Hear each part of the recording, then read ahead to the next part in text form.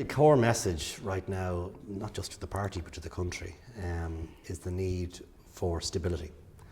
If you like, this is the government with the biggest majority in the history of the state, the two biggest parties in government. It's really a national government, it's like a wartime government. And we've worked well with the Labour Party over the last 12 months. We have had significant success in attempting to renegotiate parts of the original bailout agreement. And what we need now is this period of stability so that we can return to the markets at the tail end of next year.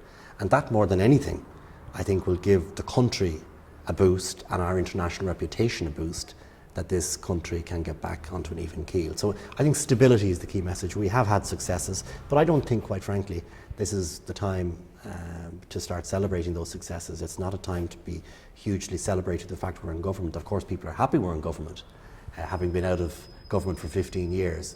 But there's a real need for calm leadership in the country, and that's what the Taoiseach is providing, what hopefully the government is providing. So it's that stability, I think, is the key message. Governments get a lot of things right and they get some things wrong.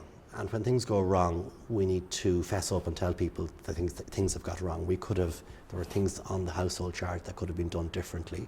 I'm still optimistic that when it comes to Saturday, Sunday, a majority of people will have signed up for the charge. And then we'll have to face the other 50% or the other 40%, whatever it is, who haven't signed up. But we'll have to deal with that in a practical, common sense way, given the fact that this money has to come in this year, and given the fact it's ring fence for local services. But you can always improve, you can always do things differently and better.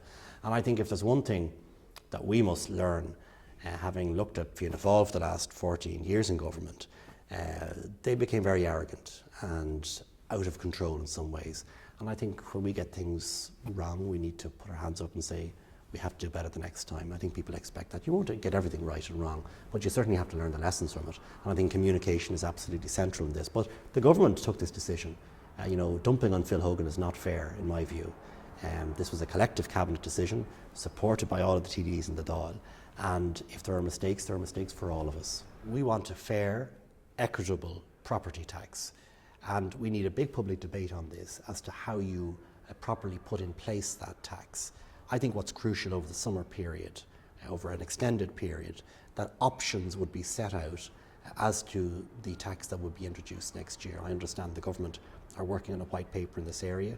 I think we will produce it before the summer period, and it gives then the entire country an opportunity to see the options that are there, because people need to know how much they have to pay next year. It can't just be market value of the property. It has to take, in my view, some cognizance of people's ability to pay. I think everyone should pay something. I think one of the issues that has come out from this debate on the domestic charge is, a fervent view that why should 80% pay rather than 20%?